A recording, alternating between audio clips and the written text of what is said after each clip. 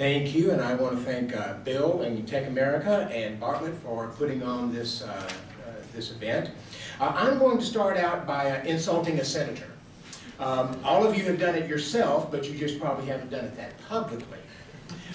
Senator Whitehouse mentioned earlier today that he used the space analogy, which is often, I've heard the president use the same thing, this notion that if we can get together and decide that we're going to send a man into space, we certainly ought to be able to do health IT and mobile health and make that happen from the top down.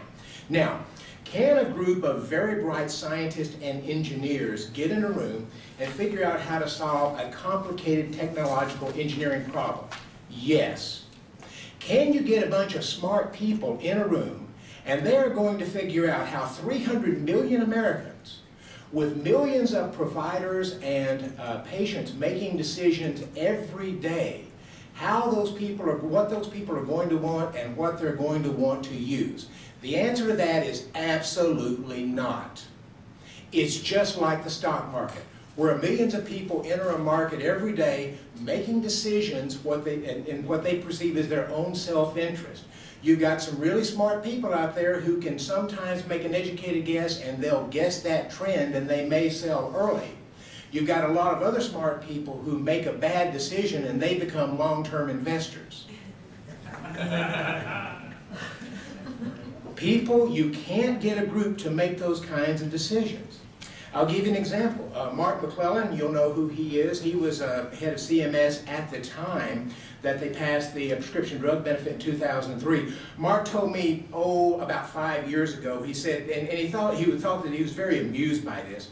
He said, you know, Congress decided when they passed that they had to put in there a standardized plan that they were convinced the vast majority of seniors would want.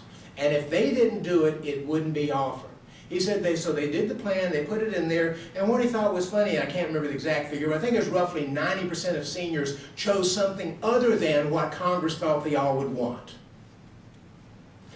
That's the problem we're facing as we're moving into health reform. Now, we've been discussing health reform for the last 2 or 3 years. We don't know the final outcome of where that's going to be, but there were several things that health reform tried to achieve. It wanted to increase access to care, it wanted to lower cost, and it wanted to improve the quality of care.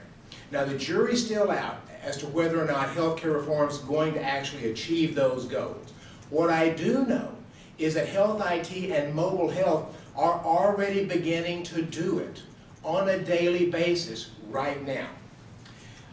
Let's begin with the improving quality of care. There's lots of discussions about how you're going to do that from the health reform standpoint. We've created the Independent Payment Advisory Board, Comparative Effectiveness Research, accountable care organizations. You may or may not think those are going to achieve the goals of improving quality, access, and lowering cost. I have my doubts. But what I do know is that mobile health out there is doing it. It's making it easier for patients to access information that they need right now. It's improving compliance so that people are taking their medications and getting the care they need because it's reaching out to people. It's enhancing and expanding the doctor-patient relationship, and it is giving providers more tools to work with. Now, will those providers take advantage of those tools? My experience with most doctors, a lot of them tend to be somewhat slow on technology uptake. However, as I pointed out earlier, the vast majority of doctors already have smartphones. And my sense is, in working with doctors, is that the large majority of them will adopt technology when they see it's in their interest, it makes their practice more efficient, and they can do their work better by using that technology. But if you're trying from the top down to come to a bunch of doctors and say, this is what we think is really good for you as doctors, and now we want you to adopt it all, and they see the problems, they're trying to struggle to get to it, you'll find some reluctance in doing that. The second thing, being able to lower cost. Chronic care is one of the key issues out there. Roughly 70% of our healthcare expenditures are devoted to chronic care management and the costs associated with that. Well, we've got apps coming out now reaching out to patients with diabetics and other diseases that are making it easier for them to comply with what they're doing. I see a real cost-saving element out there with the health IT and the mobile health just coming from being able to lower cost and being able to reach that goal that we're trying to do. Third, access to care. The mobile health is helping us find a practitioner easier. It's helping groups reach out to patients. Whether you're talking about reaching out to patients with diabetes, pregnant women, smokers that are trying to quit, there's sources out there that reach out to them to help them get access to care, and it may very well help with the access to insurance in the near future. And I think one of the biggest elements on access to health care is the telehealth movement that's going on out there. We tend to use our mobile devices. They're critical for us. When you get outside of the United States, they're tied at the hip with their mobile devices.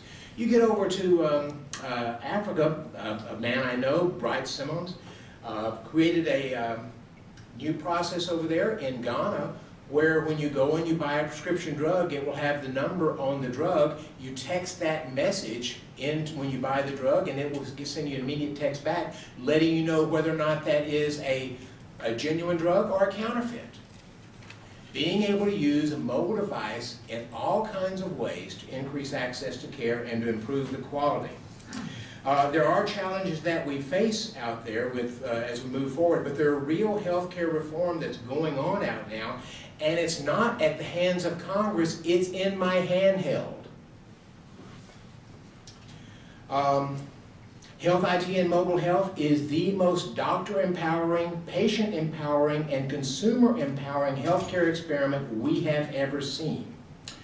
Healthcare reform is coming, but it's coming from thousands of companies, and it's coming from the ground up, not from the top down. And the government, by and large, doesn't even know these things exist. And I think we ought to keep it that way. We've got an experiment going on out there, and we don't know which of these thousands of companies that are coming up are going to be the ones that consumers are wanting. But let's let the consumers decide, and they will make healthcare reform happen. But it'll be from the consumer standpoint and not from the government standpoint. Thank you.